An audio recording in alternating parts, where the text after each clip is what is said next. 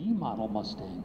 Now the difference between a D model and a C model is the D model has a bubble canopy on it. It gives the pilot a much better view around him, where the C model, which is in our south hangar, which might be the aircraft of the day today to be flying, it has an inline canopy, and it makes it a little bit tougher for the pilot to see around him. But it's a little more streamlined, so it goes about 5 miles an hour faster than this. The D model has 250 caliber machine guns in each wing, where the C model has 3. And these are both powered by Rolls-Royce Merlin Packard engines.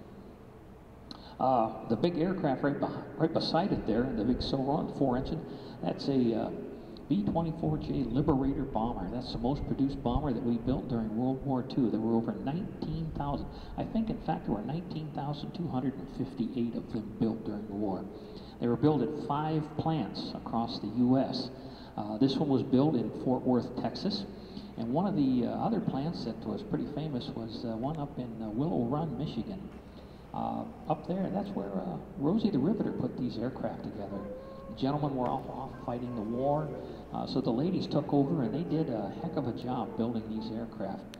And in fact, they were so good at what they were doing that Rosie could get one of these aircraft to come off one of those assembly lines one every 55 minutes. And it was ready to fly. Needed fuel and a pilot, and away it went.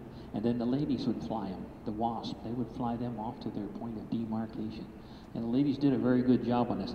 This aircraft's rather unique because it has never been restored. It has had no restoration work done to it whatsoever. It's just like it was the day it came off the assembly line. It flew in the India-China-Burma theater, and after that, the Indian Air Force wanted to sell it, and it went to a couple private owners, and when they took possession of it, it was ready to go into battle. The machine guns still worked on it and everything. Yeah, so it's a pretty unique aircraft. In fact, the original name on this was Delectable Doris. And Doris was really delectable, believe me. She was only wearing a smile. But we're a G-rated outfit here, so we've kind of changed the name on it to Joe. And the reason we got the name Joe on it, it's in honor of Joseph Kennedy, the older brother of the late President John F. Kennedy. He was killed in a secret mission on a B-24 Liberator bomber. They were going to make it a remote control flying bomb. They loaded it with explosives and had another aircraft following it that was going to be the control aircraft.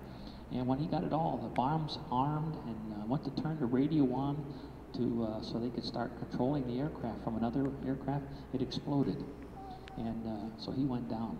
And so Mr. Weeks has had the name Joe put on there in honor of him. Now, the little aircraft sitting